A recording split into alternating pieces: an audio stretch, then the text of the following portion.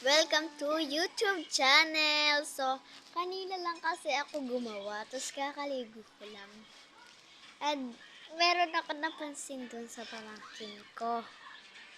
And then, pwede mo siyang i-click doon sa phone niya na pwede siyang gumawang account sa YouTube channel. And hindi naman mahirap gumawang YouTube channel. No? Kung mapapansin nyo. Ang first kasi nun is, di ba, pumupunta ka sa Google, ganon. And yun, pinaggawa ko siya. And meron siyang kakaibang pinost, be. Kaya, yun. Yun, at tignan nyo na lang, ang kanyang YouTube channel is Tracy Roan Cariblaben Reading 21.